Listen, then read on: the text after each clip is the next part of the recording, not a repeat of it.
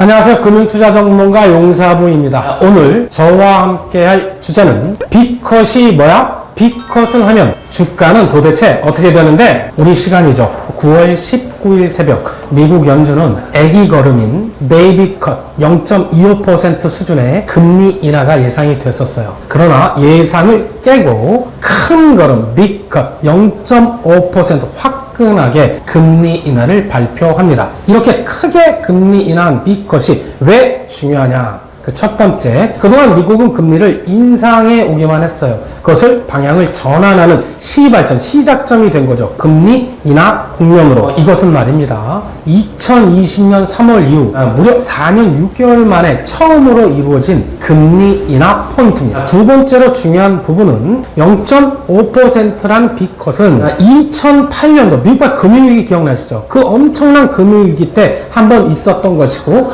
이번에 다시 한번 이루어진 조치입니다. 세 번째로, 미국 연준의 제롬 파월 의장은 9월 19일 우리나라 새벽 미국의 FOMC가 끝나고 이런 말을 하죠. 2% 인플레이션 목표, 인플레이션을, 그러니까 물가를 잡으려고 노력을 했죠. 그것과 어떤 고용 안정은 서로 부딪히는, 상충되는 부분이 있어요. 고용을 안정시키면 근로자들의 소득이 늘고 소비가 늘고 인플레이션이 다시 도래할 수 있죠. 그걸 어떻게 균형 있게 조절해야 되는데, 제롬 파월 말을 합니다. 두 개의 목표, 물가 안정과 고용 안정이라는 두 개의 위험이 균형을 이루고 있다라고 말할 정도죠. 그림 하나 보고 계시는데요. 이것은 1995년 이후 5번의 금리 인하 국면이 있었어요. 그 첫 번째 1995년, 1998년, 2001년, 2007년, 2019년인데, 앞선 1995년, 1998년은 경기가 확장 국면이었고, 뒤에 2001년 IT 버블 꺼지는 거죠. 2007년 미국발 금융위기 시작됐죠.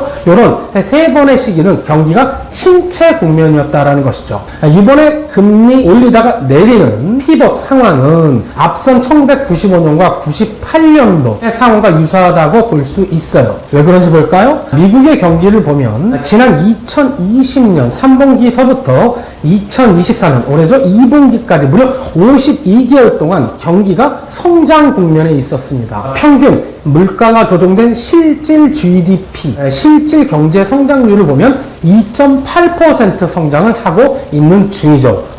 경기 확장 국면이네. 1995년과 1998년도 금리 인하 시점과 굉장히 유사하다라는 것입니다. 그럴 때 S&P 500, 미국을 대표하는 주가 지수죠. 주가 지수는 각각 45%, 36% 상승을 합니다. 지금도 그 정도의 상승이 기대될 수 있다라는 것입니다.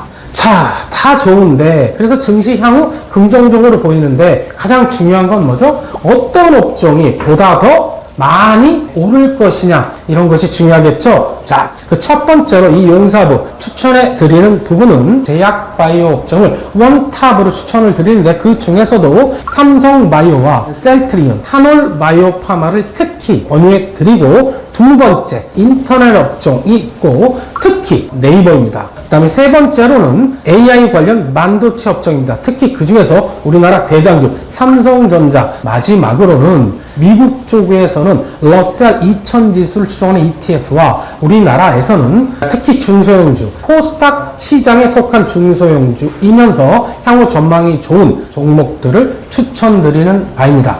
이상 따라하면 부자 되는 TV 따블TV 용사부였습니다. 따블